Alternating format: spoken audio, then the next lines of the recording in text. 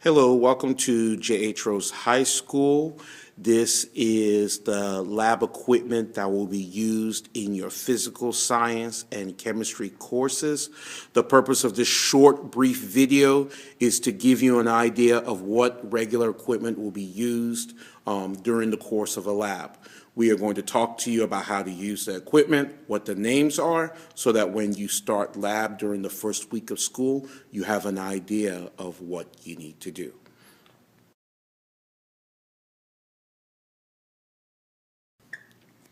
These are beakers.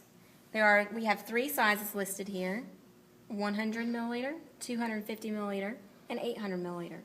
Beakers are used primarily for mixing chemicals and as collection containers for chemicals when you are using a burette or a graduated cylinder.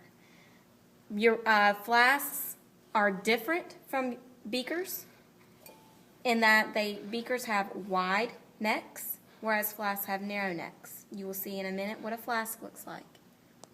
Beakers should not be used for making measurements, as you can see that the measurements listed only give you a rough estimation of the volume of liquid contained.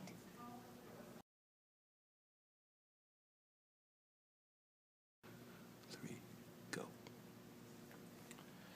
These are flasks. Like beakers, they are used to mix and catch chemicals using a burette. They, again, are not used for measurement. The measurements are rough measurements. They have a narrow neck and are different from beaker.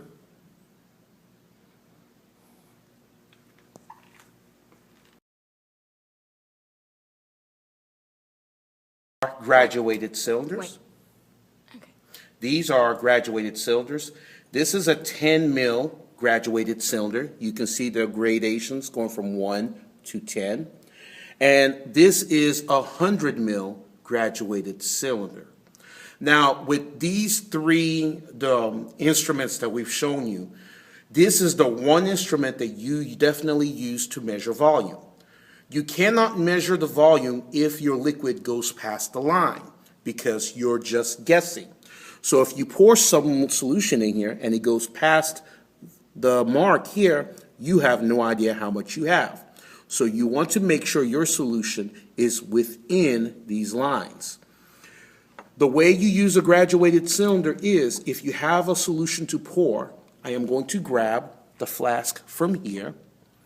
You leave your graduated cylinder on the flat surface and you pour. The way you take a measurement is you get down on your knees and level your eye with where the solution is. There's a bottom bulge. This bottom bulge is called the meniscus, and that's how you measure the volume. You do not lift the graduated cylinder to figure out the volume. It must be on a flat surface. You want to be careful with the solutions you pour in so that you do not spill what you are measuring.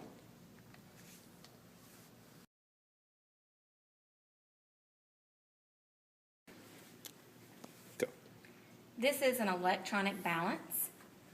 Electronic balances are used to measure mass. You turn a balance on by pressing the on button, and you wait to use it until the screen reads 0. At that point, your screen should read 0, and there should be a small G that lets you know that the measurement is being taken in grams. If the screen does not read 0, then you press the button that says 0. If the screen does not say G, you press the button that says unit, and it will cycle through until it does read G. The balance pan is underneath the cover. Okay, this is the balance pan. We do not place any chemicals or materials directly on the balance pan. Instead, we use either a weigh boat or a weigh paper.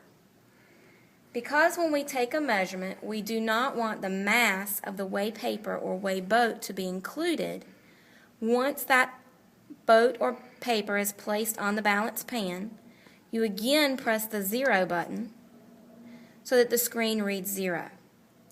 At that time, when you place the mass of the object on the balance pan, it will read in mass. This balance only measures to the 0.1 grams. This balance over here to the right measures to the 0.01 grams. As you can see, the mass of this magnesium is such that on the 0.1 balance, there is no measurement. However, on the 0.01 balance, you can see that the mass is roughly about 0.12 grams. There is always some moderate error with the balance because the last place that is given is an estimated digit. So the mass of this magnesium is 0.1 for certain, but this last place is estimated. Whereas on this pan, this last place here is the estimated digit.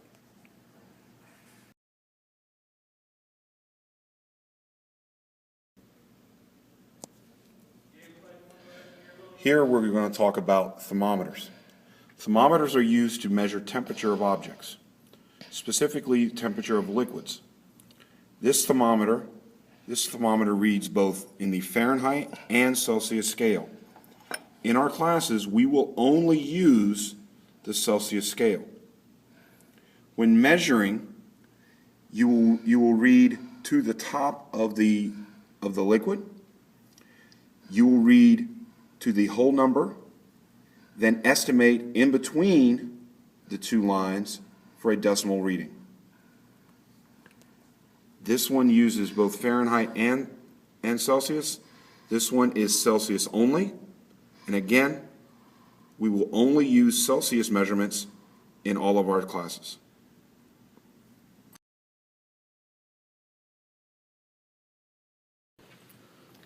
Go. This is a burette. A burette is like a graduated cylinder in that it can be used to measure volumes of liquids. However, it is a much more precise way to measure a volume of liquid. The burette numerical scale is opposite of what a a graduated cylinder is. It goes from 0 at the top down to 50 at the bottom. This is a 50 milliliter burette. Like the graduated cylinder, if the liquid level falls outside of the scale range, either above or below, you are unable to take a valid measurement. So your liquid level must always be between the 0 and 50 on the scale. This part of the burette is called the stopcock. It is used to control the flow of liquid out of the burette. When the stopcock is horizontal, the burette is closed and no liquid exits the burette. When it is vertical, the burette is open and liquid will exit out the burette at the bottom. Any plate position between vertical and horizontal adjusts the flow of liquid. When doing a titration, it is sometimes desirable to get the liquid to come out drop by drop. In order to do that, you want that stopcock to be at a diagonal. The closer it is to horizontal, the slower the drops fall out. The closer it is to vertical, the faster the drops come out. Volumes on a burette are measured using the scale. Again, like a graduated cylinder, you find the bottom of the meniscus and read the volume to the nearest decimal place. This first volume would be identified as your initial volume. Liquid would then exit the burette, and once finished, you would then take a second measurement at the bottom of the meniscus, and the difference between those two measurements would be the volume of liquid that exited the burette.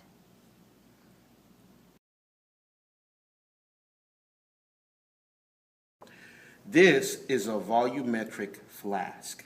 This volumetric flask is very different from a regular Erlenmeyer flask.